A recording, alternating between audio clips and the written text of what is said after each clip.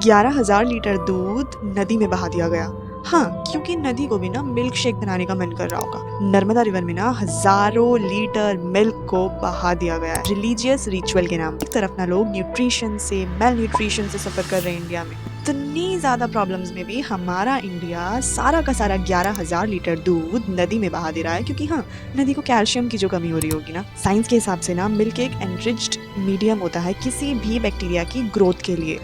तो bacteria rapidly grow करना start कर देते हैं और जब ये डिवाइड करते हैं ना, तो उस टाइम उन्हें ऑक्सीजन की नीड होती है और वो सारा का सारा जितना भी पानी में ऑक्सीजन है वो सब ड्रेन कर लेते हैं। इस प्रोसेस को कहते हैं बायोलॉजिकल ऑक्सीजन डिमांड। अब ये इन्हें कहाँ समझ में आने वाली, ऑक्सीजन कम होता है तो फिशरी एनवायरनमेंट, सारा का सारा माइक्रोबायोम जो भी होता है हमारे ओशंस में, नदी में, वो सब डिस्टर्ब हो जाता है। हम सोचते हैं कि हम शुद्धिकरण कर रहे हैं, लेकिन एक्चुअल में हम अपने एनवायरनमेंट को और नेचर को स्ट्रेस में डाल रहे हैं। किसी की भी नीयत गलत नहीं होती है, लेकिन उससे हमें क्या इम्पैक्ट हो रहा है हमें ये भी जरूर ध्यान में रखना चाहिए, क्योंकि कभी कभी जिस चीज को हम पवित्र समझते हैं वो किसी और के लिए प्रॉब्लमैटिक हो जाता है। आपको क्या लगता है, ये रिचुअल मीनिंगफुल है या फिर हार्मफुल है? Let me know in the comment section.